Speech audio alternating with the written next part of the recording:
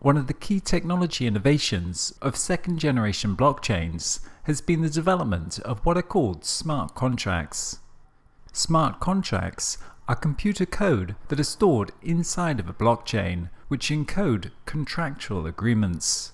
Smart contracts are self-executing, with the terms of the agreement or operation directly written into lines of code, stored and executed on the blockchain computer. A contract, in the traditional sense, is a binding agreement between two or more parties to do or not do something. Each party must trust the other parties to fulfill their side of the obligation. They are a written or spoken agreement that is intended to be enforced by law. A multiplicity of different contractual agreements form the institutional foundations to our modern society and economy, which have evolved since ancient times. If we think about something as seemingly simple as a cafe serving a cup of coffee, we will see that this process is really enabled by a massive amount of contractual agreements between different parties that enable them to cooperate in delivering that outcome. Contracts between employees and employer of the coffee shop, contracts that provide workers with health coverage, contracts that ensure the coffee shop, contracts between suppliers along the supply chain, contracts between property owner and tenant, etc. Our economies are powered by a massively complex set of contractual agreements that are currently created and enforced by centralized organizations like insurance companies and banks, which themselves are supported by the ultimate centralized authority in the system, the nation-state's institutions. Our societies and economies are almost completely dependent upon third-party organizations to maintain and enforce those contractual agreements. Smart contracts feature these same kind of agreements to act or not act, but they remove the need for the trusted third party between members involved in the contract. This is because a smart contract is both defined by the computer code and executed or enforced by the code itself, automatically without discretion. As such, blockchains and smart contract technology can remove the reliance on centralized systems and enable people to create their own contractual agreements that can be automatically enforced and executed by the computer code. These smart contracts are decentralized in that they do not subsist on a single centralized server, but are distributed and self-executing across a network of nodes. This means that untrusted parties can transact with each other in a much more fluid fashion without depending upon third parties to initiate and maintain the rules of the transaction. Likewise, smart contracts enable autonomy between members, meaning that after it is launched and running, a contract and its initiating agents need not be in further contact. One illustration of this concept is a vending machine.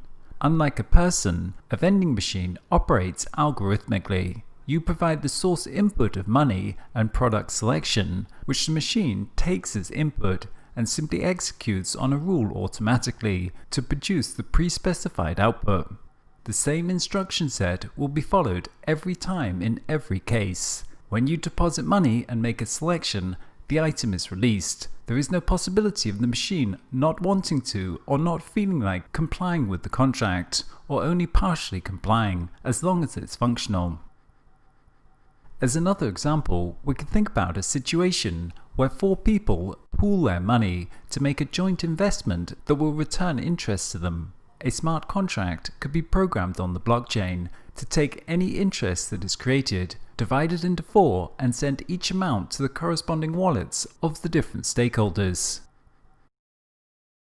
A smart contract is then really just an account on the blockchain that is controlled by code instead of by a user.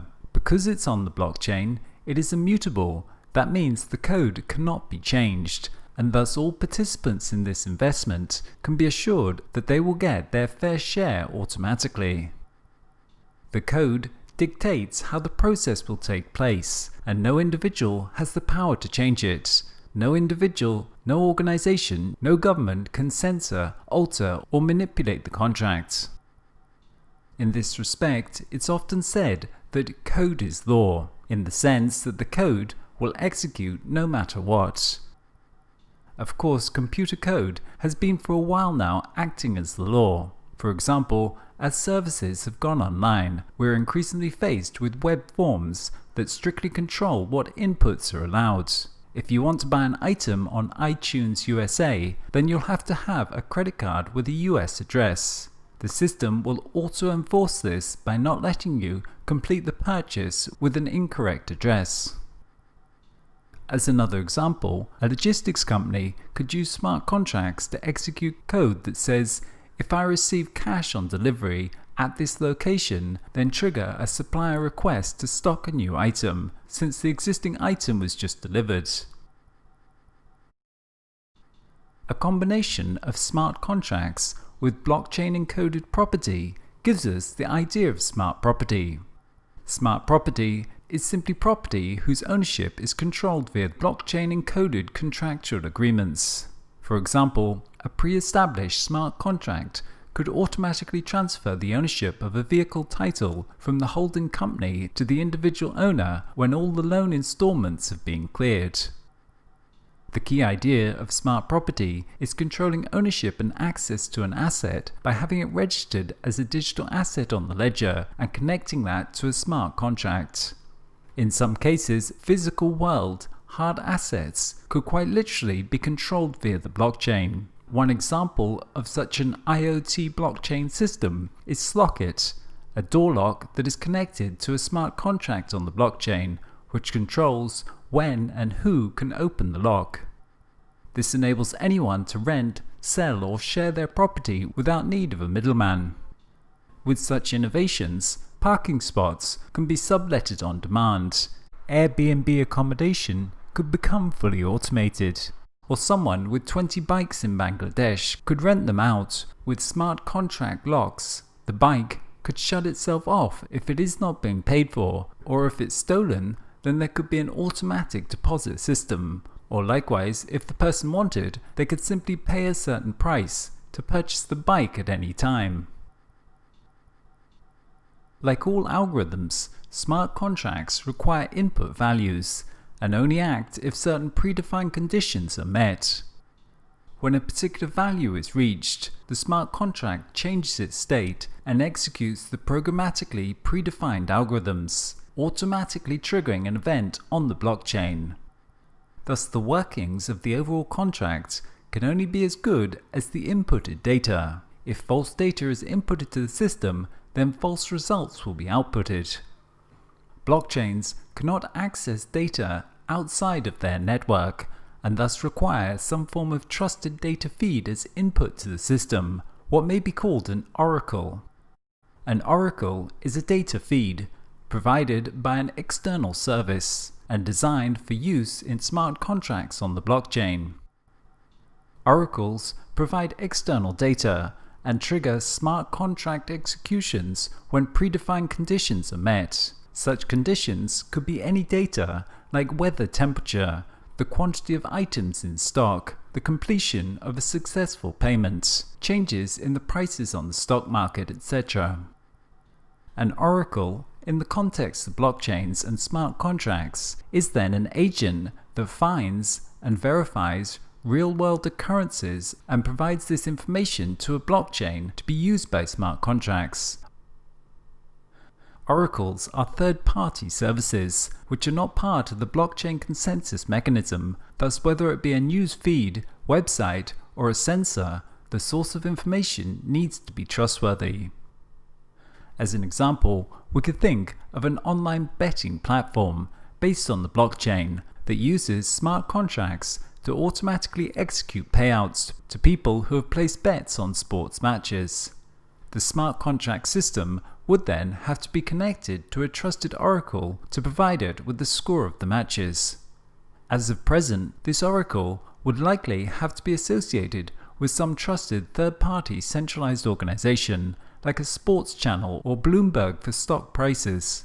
However, in the future, through datafication and IoT pervasive sensing, this might also be automated given the use of advanced analytics, using automated oracles that draw data from a myriad of sources and complex analytics to find cross-correlations that provide a statistical assurance that, for example, a given event occurred or did not occur.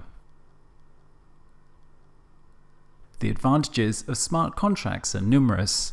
Firstly, they are automatic, which could remove the time and costs associated with managing and enforcing them, making them more efficient as they can be cheaper and faster to run.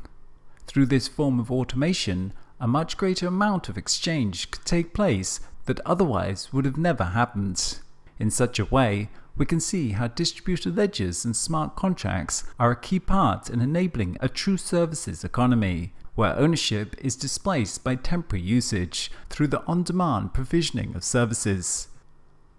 Secondly, they can reduce corruption, as code is both transparent in its workings and automatically executed. This leaves little room for individuals or organizations to alter it to their advantage.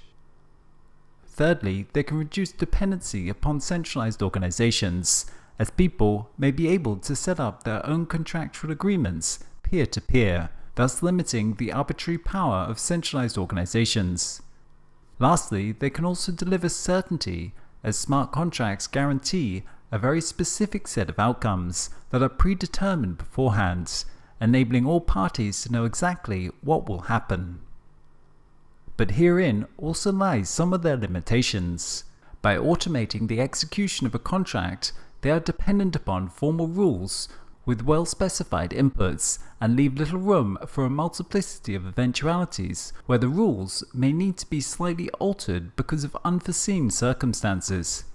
For example, a car that's being used on demand that operates through a smart contract may simply shut the user out if they have not paid their bill, and would take little account of the fact that it may be a life or death emergency usage. In the real world, many unpredictable and unforeseen events do occur, and rules sometimes need to be flexible and adaptable to accommodate. And this is one advantage of having human oversight, as people are much more capable at judging such circumstances and responding appropriately to complex unforeseen eventualities. So the degree to which we can automate contracts is relative to the kind of environment that's being operated in, and in more complex situations, there will often need to be some form of governing body to intervene when needed, and this creates new complications surrounding governance that are still yet to be figured out.